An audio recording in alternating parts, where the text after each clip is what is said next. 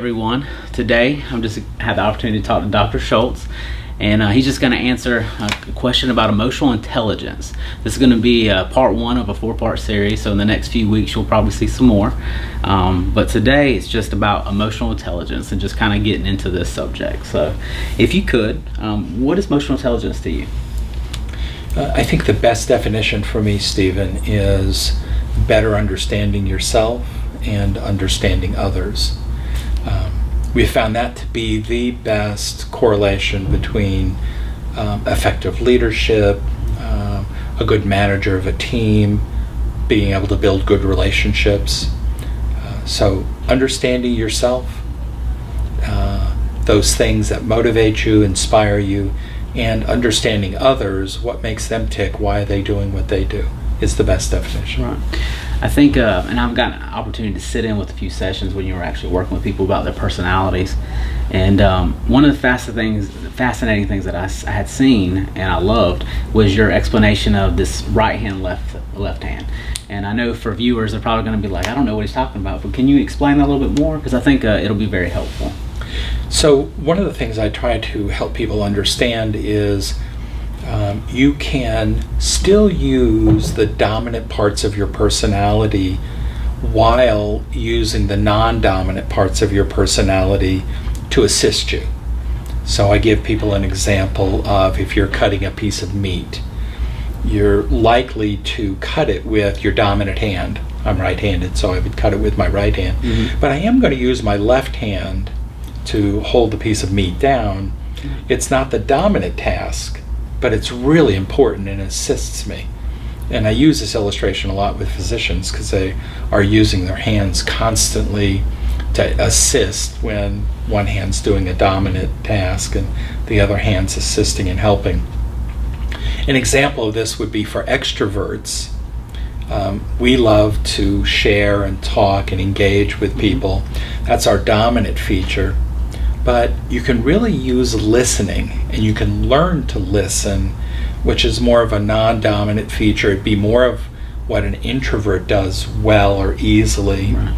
You can use that to really assist you in communication. So yes, you want to share, but your non-dominant piece, listening, really makes for effective communication. Right. So that's the left hand, right hand illustration. Now from your experience, especially working with personality, and really trying to find out what is, that specialty of what is the strengths and what is the weaknesses. I think a lot of people look at personality tests as, I'm scared to take them because all it's going to show me is where I'm weak. Whereas I've seen the total opposite. And I think with the right hand, left hand, you're saying it's not to change you. It's not to say, hey, look, we want to make you someone different. It's just we all have room to grow.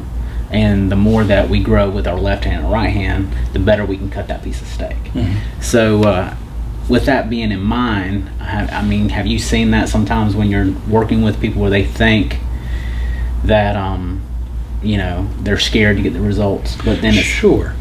Yeah, people will say to me, if they think of it as a test, then there's maybe that sense of a pass-fail, or I get a good grade or a bad grade. When we're doing a personality assessment, we're really taking a measurement of how you relate in the world. So there's no pass-failure in this. There's no good or bad. Being an extrovert isn't better than being an introvert, or being someone that connects emotionally versus someone who thinks through things in a linear fashion isn't better or worse. It's who you are. Each personality has its own strengths and the areas that can be developed. So I have seen people a little worried that they're going to fail a personality assessment. Right. They're not. You're not going to fail one. You're going to get feedback, and the feedback is probably going to really connect with what you already know about yourself, but it's going to articulate it in such a way that gives you really helpful information, especially as you start thinking about it in terms of your spouse, your kids, a coworker, your boss, someone that reports to you, and you start saying, hey, that's why that person doesn't speak to me immediately after I ask them a question, because they're thinking about it. Or that's why this person says, well, I don't know when I'll take care of this, because they're not a super planner. They're a little bit more of a go with the flow kind of person. So yeah, you can take this assessment, not worried about failing it, right, and get a lot of really great feedback in terms of who you are and understanding others. So what I think is very valuable, what you said is, and I think I'm saying it in the right way, and if I am not, just correct me, but you're saying that it really helps you, when we go talk about emotional intelligence, not only just being more in touch with who you are, but it's also being more in touch with those around you. Absolutely. You know, and so, you know, whether it's in that work setting, like you said, so or whether it's at home with your wife, or whether it's, you know, so I mean, because we often make the assumption that the way I do things, or the way that I think, is the way that other people think and the way they do things. That's really not the case. We're really very different people, and so a person who really likes to gather information through their senses is really different than someone who likes to gather information intuitively. And that makes a big difference, and we need both of those kinds of people.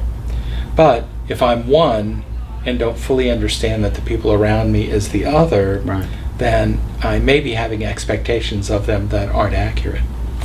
Wow, I can already see the beauty in this already. So I think if anybody would like interested, I know you can do these personality tests for corporations, you can do consulting work, or you can do it for individuals that just might be interested on, you know, I want to get to know a bit better about, have better emotional intelligence about myself, and how I can truly be an asset.